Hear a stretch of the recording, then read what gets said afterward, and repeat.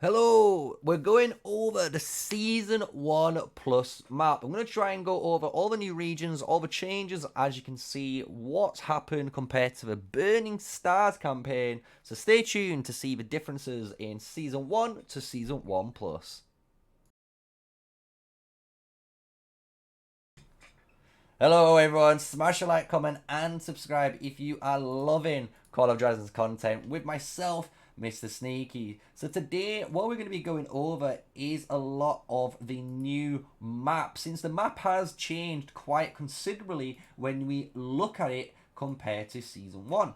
So when we talk about the map, as you guys know, the map for yourselves will look a lot different. A lot of these positions, as you can see, like Zoland has shrunken. That's right. You can see they've shrunken a little bit, as well as the Burning Lands. The Burning Lands have shrunk too, meaning Ogoru and all the other zones like Forgotten Lands have grown. And the reason why they've done this is pretty simple.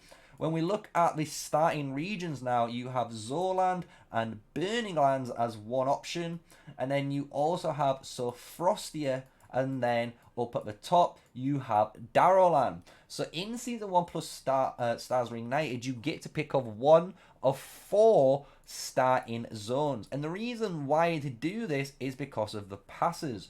So if we look here, we do have a few passes on screen. So we've got one located right here for SRZ. We have another one located right here, which is at the GRZ one. But if we look down to the south side, you'll have noticed there's a little bit of a shift. Similar to the Season 1 campaign, there is a new blockade. So this is all blocked, meaning you cannot go through either side. So do not try and do that if that is your goal. So what this means is when we look at the map together now, you have a new way or a new format that the map is unlocked. So when you're in Zoland, your first Zone 1, which is Forgotten Lands, is going to be your first push. And the reason why you have to push into these new Zone 1s, which are bigger now, is because if you've noticed, all the Zone 1s have reduced behemoths. So if we look on the screen, we have a few behemoths we can see. We have 1, 2, and 3, and then the fourth bear on screen, and then we only have 1 and 2 bears. So you can see there's a lot more restriction of what you're going to get access to in the early game. Always though, still as we've seen, there is the magma demon that can be located in case your alliance might get locked out of that zone 3 or zone 2. You still have the ability to challenge the top alliances and steal that elite raid. So that's why these magmas are there. So with that, if we look at another place like Darrowland, Darrowland is almost the same. A little bit different is they have their own Zone 2 pass now, which goes into Lorcan. But their two Zone 1s are into the Forgotten Lands, or alternatively, they could go into Novula. And the reason why you're going into Novula or Forgotten Lands now is to get the extra behemoths. So if you notice on screen, we have a Thunder Rock located right here, and another Thunder Rock located right at the top. And then we have a singular Hydra that we can see that is dead in the center. So this is showing and pushing out, now competitiveness within each region. So since there's a less amount of these behemoths that you're going to be able to gain in one of these zone 2s now, it promotes more fighting and control for that zone, very similar to a KVK style format. So I hope that makes sense on why the map has changed, why the links and the behemoths have changed. And obviously this does go on even further when we look at Lorcan, which has a Dire Bear with the Necro Giants, and then finally Afrian, which is the Flame Dragon. So the links have changed, as you've noticed. There's a lot more new nuances in the game. There's a Zone 4 pass now as well, which is going to be allowing you on either side, depending if you've started on, this side, it would allow you guys to basically fight through into Afrian and take this Zone 4 pass, allowing you into Kaltia and taking control of it. Basically, it allows the more offensive right at the end, you know, of the season for those players.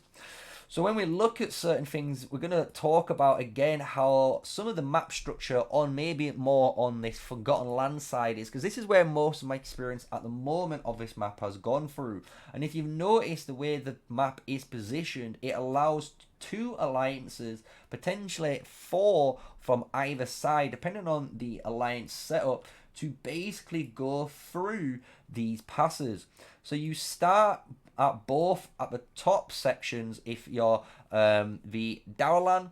So Dowland start all the way up at the top, but your 2 Zolans start at the bottom, meaning, as you can notice, these guys now will move into the center, while these 2 from the top will come down and move into the center. So this is where basically the big fight happens, and that is basically how the seasonal map has changed.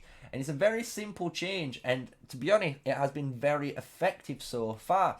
And because they've changed obviously the way the map is here at the moment and how the map is progressed, when you look at the Augustone has some similar stuff. So the Outbreak of War is an event just before the Thunder Rock, which promotes some merits. So you do want to fight to get some merits to gain these extra goodies. So they've aligned pretty much exactly the way I have said it, almost. Instead of having an actual event, they've put it through the Augustone progression instead. But when you go into a new zone, they've promoted fighting by giving you some sort of free rewards. So it's a really cool thing that they've done, and I'm glad they've added it into the game.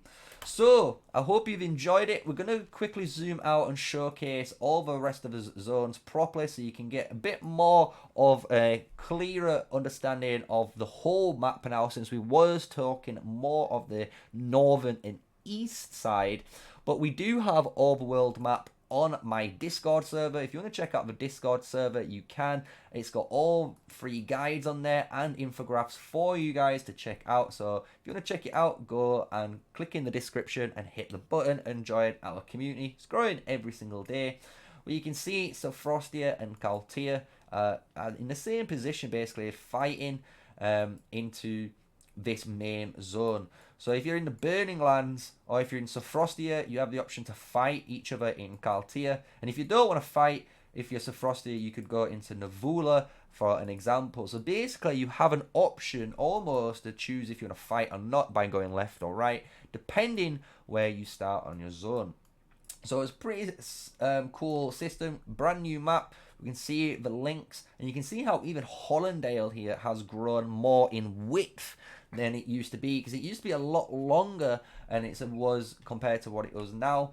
And you'll notice as well a lot of these wonders themselves have moved. So even the Wolf Shrine has moved and stuff. So if you're looking for gathering spots when we go into the gathering resource tab area, it will showcase again all of those zones that have moved compared to the very last one. Nice big obviously resource zone in the end. So that is the season 1 plus map. We are playing through it, as you guys know. We're live streaming through at the moment. We're just taking a quick small break and trying to farm up as much of this mana as we can, because we need our mana in order to continue fighting. As you guys know, we've been fighting on the live streams, and we're dropping from rank 30 now into rank 60, which isn't great. We want to stay in the top 50 if we can on merits with our T4, so that's why we're here.